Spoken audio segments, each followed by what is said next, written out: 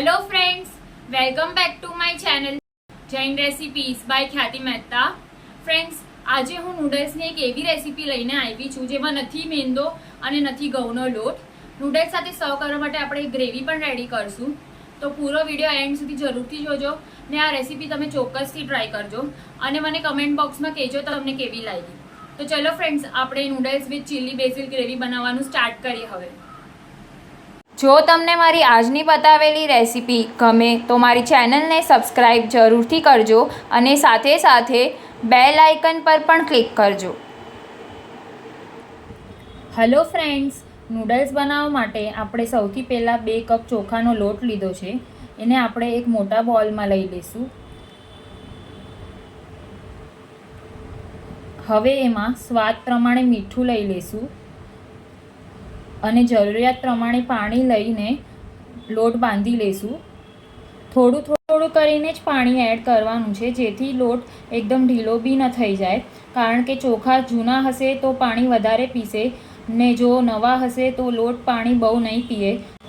તો થોડું થોડું કરીને જ પાણી એડ કરવાનું છે ને આપણે આવો મીડિયમ સોફ્ટ ડો બનાવવાનો છે.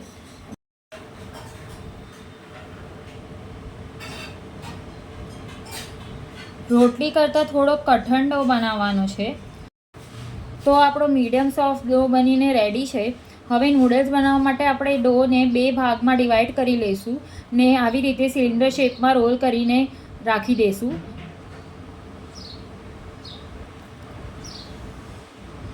હવે નૂડલ્સ પાડવા માટે મેં સેવ બનાવવાનો સંચો લીધો છે. હવે મેં આવી મીડિયમ સાઇઝની સેવ બનાવવાની જારી લીધી છે. એને આપણે તેલથી ગ્રીસ કરી લઈશું.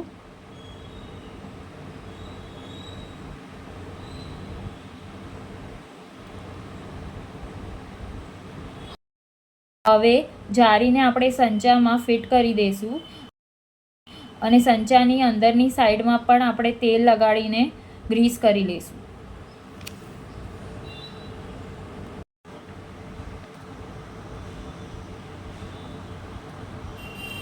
હવે આપણે જે ડો રેડી કર્યો હતો એનો એક ભાગ આપણે સંચામાં પ્રોપરલી ભરી દઈશું.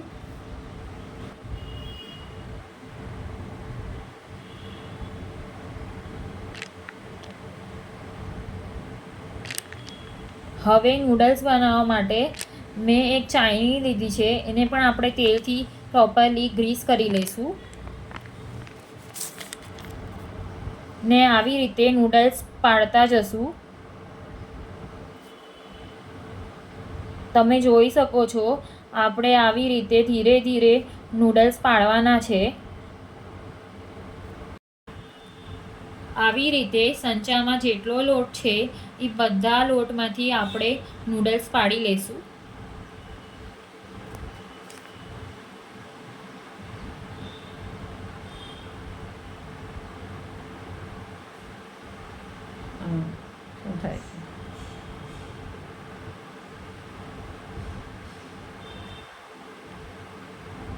હવે એક કઢાઈમાં મેં પાણી ઉકળવા માટે મૂક્યું છે. એમાં આપણે નૂડલ્સ સ્ટીમ કરવા માટે મૂકી દઈશું અને લીડથી કવર કરી દઈશું અને 5 થી 7 મિનિટ માટે સ્ટીમ થવા દઈશું. 5 મિનિટ થઈ ગઈ છે. હવે આપણે ચેક કરી લઈએ નૂડલ્સ થયા છે કે નહીં. તમે જોઈ શકો છો, આપણા નૂડલ્સ એકદમ પ્રોપરલી કૂક થઈ ગયા છે. એકબીજા સાથે જરાય સ્ટીક નથી થતા અને ઇઝીલી તૂટી જાય છે. તો હવે આપણે નૂડલ્સને નીચે લઈ લઈશું અને તેલથી ગ્રીસ કરી લઈશું અને થોડીક વાર માટે ઠંડા થવા દઈશું. 5 મિનિટ માટે ઠંડા થઈ જવા પછી આપણે નૂડલ્સને એક ડીશમાં ટ્રાન્સફર કરી લઈશું, જેથી કરીને આપણે ચાયણીમાં બીજા લોટમાંથી પણ નૂડલ્સ પાડીને એને સ્ટીમ કરવા માટે આપણે મૂકી શકીએ. તો આવી રીતે આપણે નૂડલ્સ છૂટા પાડીને એક ડીશમાં ભેગા કરીને લઈ લેવાના છે ને નૂડલ્સને આપણે એકદમ હળવા હાથેથી છૂટા પાડવાના છે, જેથી કરીને એ તૂટી ન જાય.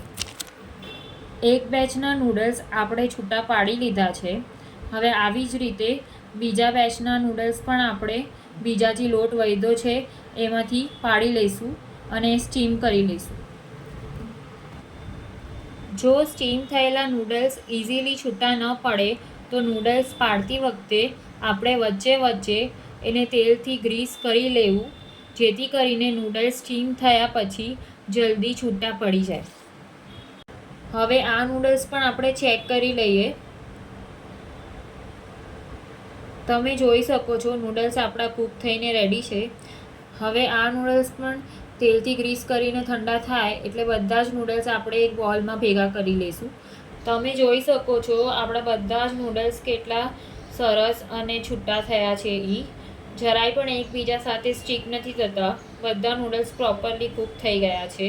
હવે આપણે નૂડલ્સ સાથે સર્વ કરવા માટે એક ગ્રેવી રેડી કરીએ.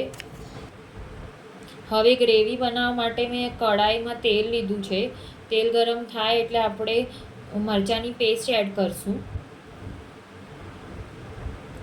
મરચાંની પેસ્ટને એકાદ મિનિટ માટે સોતે કરી લઈશું. હવે આપણે મરી પાવડર એડ કરશું. એને પણ એકાદ મિનિટ માટે સોતે કરી લઈશું. હવે મેં અહીંયા મીડિયમ સાઇઝની ચોપ કરેલી બ્રોકોલી લીધી છે. એને આપણે સોતે કરી લઈશું. 4 થી 5 મિનિટ માટે સોતે કરશું, બ્રોકોલી સોફ્ટ થઈ જાય ત્યાં સુધી. પછી આપણે એમાં સ્વાદ પ્રમાણે મીઠું એડ કરશું. 1-2 મિનિટ માટે સોતે કરશું. બ્રોકોલી આપણી સોફ્ટ થઈ જાય એના પછી આપણે ગ્રીન કેપ્સિકમ, યલો કેપ્સિકમ અને રેડ કેપ્સિકમ કઢાઈમાં એડ કરી લઈશું. પ્રોપરલી મિક્સ કરી લઈશું ને કેપ્સિકમને પણ 2-3 મિનિટ માટે કૂક થવા દઈશું. વેજીટેબલ્સ બહુ ઓવરકૂક નથી કરવાના, થોડા ક્રન્ચી રાખવાના છે. હવે આપણે સ્વાદ પ્રમાણે મીઠું એડ કરશું, કેપ્સિકમના ભાગ જેટલું. પ્રોપરલી મિક્સ કરી લઈશું, સોતે કરી લઈશું.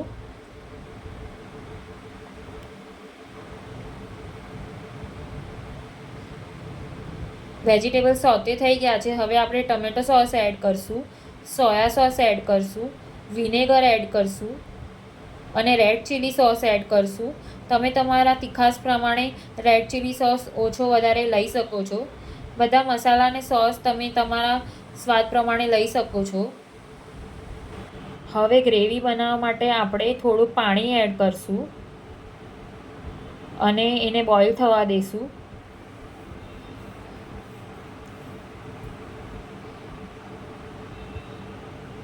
લીડથી કવર કરી દઈશું ને 5 મિનિટ માટે બોઇલ થવા દઈશું.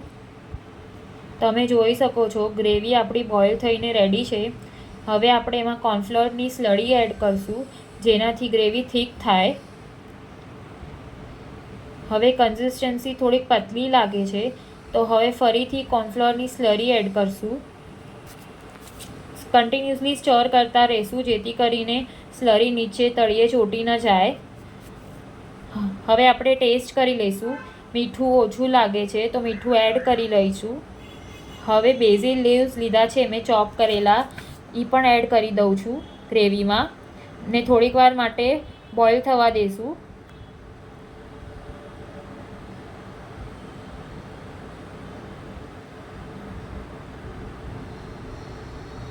હવે તમે જોઈ શકો છો ગ્રેવીની કન્સિસ્ટન્સી આપણે આવી રાખવાની છે. બહુ પતલી પણ નહીં ને જાડી પણ નહીં, કેમ કે ઠંડુ થઈ જવા પછી હજી થોડીક વધારે થીક થશે. હવે આપણી ગ્રેવી રેડી થઈ ગઈ છે, તો હવે આપણે નૂડલ્સ રેડી કરી લઈએ. જેની માટે એક કઢાઈમાં મેં તેલ ગરમ કરવા માટે મૂક્યું છે. તેલ ગરમ થાય ત્યારે આપણે મરચાંની પેસ્ટ એડ કરશું. એકાદ મિનિટ માટે સોતે કરી લઈશું.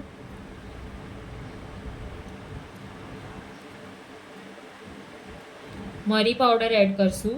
એને પણ 1-2 મિનિટ માટે હલાવી લઈશું.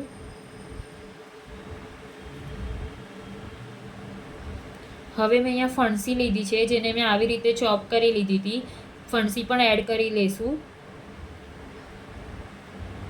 1-2 મિનિટ માટે ફણસીને સોતે કરશું ને સ્વાદ પ્રમાણે મીઠું એડ કરશું, ફણસીના ભાગ જેટલું, ને પ્રોપરલી સોતે કરી લઈશું. ફણસી બહુ ઓવરકૂક નથી કરવાની, થોડી ક્રન્ચી રાખવાની છે. હવે આપણે આવી રીતે ચેક કરી લઈએ કે ફણસી આપણી સોફ્ટ થઈ ગઈ છે કે નહીં. તમે જોઈ શકો છો ફણસી આપણી એકદમ જ સોફ્ટ થઈ ગઈ છે. તો હવે આપણે કેપ્સિકમ એડ કરશું, જેને મેં આવી રીતે ચોપ કરી લીધા છે. કેપ્સિકમને બી 1-2 મિનિટ માટે સોતે કરશું. કોબી લઈશું ખમણીની, એને પણ આપણે સોતે કરશું 1-2 મિનિટ. સ્વાદ પ્રમાણે મીઠું એડ કરશું, કોબીના ભાગ જેટલું. પ્રોપરલી મિક્સ કરી લઈશું ને સોતે કરી લઈશું.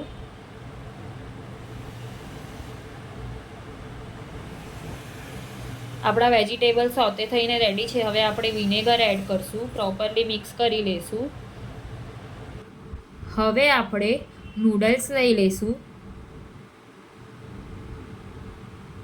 મેં અહીંયા થોડાક નૂડલ્સ રહેવા દીધા છે, જેથી કરીને આપણે બીજા બેચમાં એને બનાવીને સર્વ કરી શકીએ. પ્રોપરલી મિક્સ કરી લઈશું.